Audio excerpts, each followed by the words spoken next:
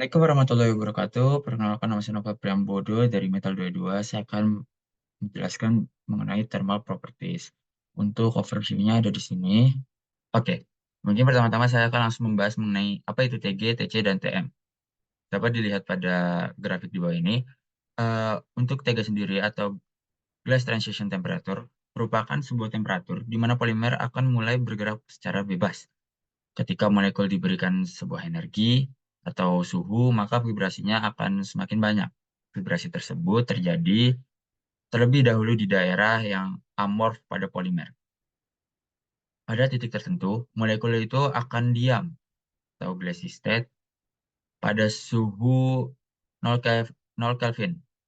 Untuk pada suhu yang lebih tinggi, dia akan bervibrasi namun tidak menyebabkan rantai molekul tersebut bergerak secara bebas. Dan dari polimer tersebut, terutama polimer yang bersifat termoplas dan struktur kristalnya semi kristalin, dia apabila suhunya melebihi suhu TG, dia awal-awal akan membentuk fase rubbery light dari fase yang awalnya rigid, seperti pada grafik di bawah ini. Gambarannya, apabila diperbesar, energi terus diperbesar, yang awalnya rantai molekul tersebut lurus, dia akan dapat bengkok seperti ini. Oke, mungkin selanjutnya kita akan membahas mengenai temperatur melting. Temperatur melting sendiri merupakan temperatur ketika seluruh molekul polimer sudah bergerak secara bebas seperti fase liquid, baik itu yang amorf maupun yang kristalin. Hal ini ditentukan pastinya karena oleh bagian kristalinnya. Semakin banyak kristalin, maka semakin tinggi juga energi energi yang dibutuhkan agar rantai tersebut bisa bergerak secara bebas seperti yang bisa dilihat di sini. Untuk fase yang untuk polimer yang semi kristalin, ya, yang dimana ada kristalin di dalam struktur kristalnya, dia memiliki TM dan itu suhunya cukup tinggi, melebihi suhu TG. Untuk polimer semi kristalin, apabila suhunya itu di atas TG dan di bawah TM, seperti yang tadi saya sudah bilang, eh, fase yang fase dari polimer semikristalin tersebut akan berbentuk rubbery light. Fase rubbery light ini terjadi dikarenakan bagian amorfnya sudah bergerak, namun bagian kristalinnya masih tetap bertahan karena belum mencapai melting point-nya. Oke, yang terakhir kita akan membahas mengenai apa itu TC atau temperature curing. Jadi, temperature curing merupakan suhu di mana suatu bahan polimer seperti resin atau adhesif mengalami proses pengerasan atau pengikatan silang. Hal ini eh, berbeda daripada polimer yang memiliki TG dan TM atau yang bisa kita sebut dengan termoplas. Prinsip ini berbeda di mana apabila dipanaskan, polimer termoplas dia cenderung akan mencair. Namun, untuk polimer yang memiliki TC, terutama pada polimer elastomer dan termoset, apabila diberikan suhu, bukannya dia malah mencair, tapi dia akan mengalami fase pengerasan atau solidifikasi. Dan selanjutnya kita akan membahas mengenai perbedaan antara termoplas, elastomer, dan termoset berdasarkan respon termalnya.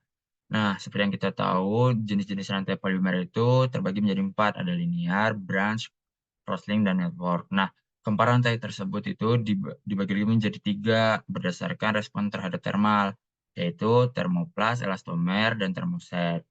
Nah, agar lebih mudah dipahami, perbedaan antara termoplas, elastomer, dan termoset dapat dilihat pada tabel ini, di mana eh, untuk polimer termoplas, dia akan mengalami mobile phase atau mudah dibentuk atau fase liquid itu pada suhu yang tinggi, di mana di atas suhu melting ataupun di atas suhu transition glass. Untuk yang semi kristalin itu di atas TM dan untuk yang amorfus itu di atas Tg, dan di saat didinginkan dia akan mengalami fase solidifikasi. Hal ini dikarenakan untuk polimer termoplas pada saat dipanaskan rantai-rantai tersebut akan eh, terputus dan lebih mudah eh, akan mengalami pergerakan yang signifikan karena vibrasi tadi. Nah, untuk elastomer dan termoset sendiri ini berkebalikan dengan termoplas. Di saat dipanaskan, elastomer dan termoset ini akan mengalami fase solidifikasi di mana dia akan mengeras. Makanya dapat dari sini, saat fase solidifikasi, suhunya itu ada di atas temperatur curing.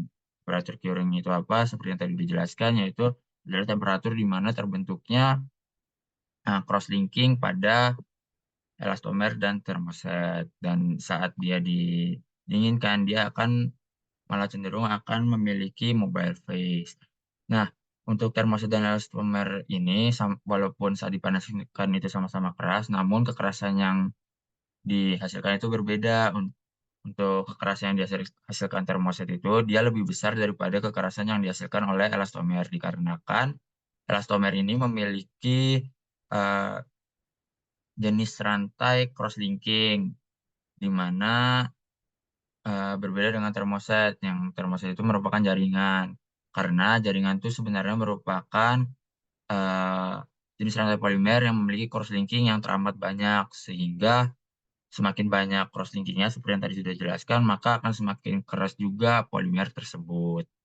Oke, yang terakhir kita akan membahas mengenai faktor yang memengaruhi sifat termal dari polimer. Kita akan membahas terutama terkait Tg dan Tm. Hanya saja saya akan menyingkatnya sebagai Tg karena Tg dan Tm itu selaras. Kalau Tg-nya naik, maka Tm-nya juga naik. Dan kalau Tg-nya turun, maka Tm-nya akan turun. Pertama-tama kita lihat dari chemical structure-nya.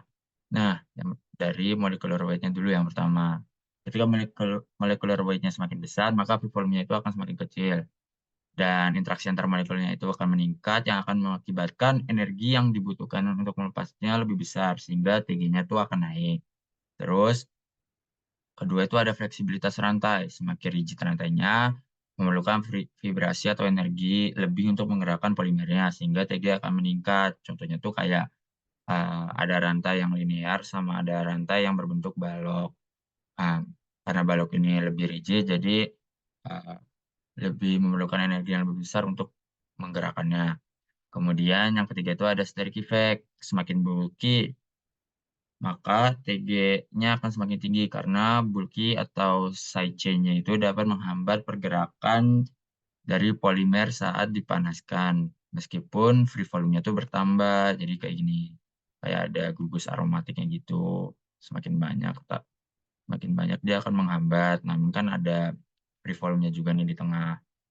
Kemudian ada polaritas.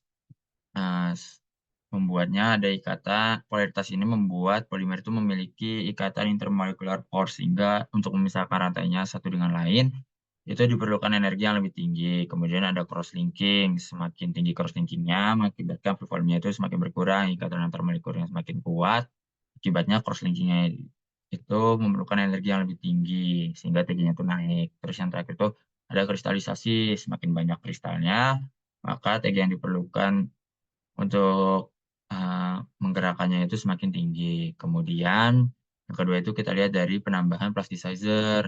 Plasticizer ini membentuk polimer berjarak seperti gambar di sini. Nah, seharusnya polimer tersebut sangat padat, jadi memiliki banyak ripple-nya hingga membuat molekul lebih mudah bergerak, sehingga Tg-nya bisa didapat pada temperatur yang rendah. Tg ini turun. Terus keberadaan air dan moisture content. Untuk polimer yang bersifat hidrofilik terutama, ia akan menyerap air dan air tersebut akan bertindak seperti plasticizer tadi, di mana mengakibatkan free volume-nya itu meningkat sehingga molekul lebih mudah bergerak dan Tg-nya itu dapat dicapai pada suhu yang lebih rendah.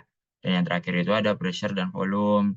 Apabila diberikan pressure untuk mengurangi free volume-nya, maka memerlukan energi yang lebih besar untuk menggerakkannya sehingga Tg-nya itu meningkat dan sebaliknya. Sekian presentasi dari saya, kurang lebihnya mohon maaf. Wassalamualaikum.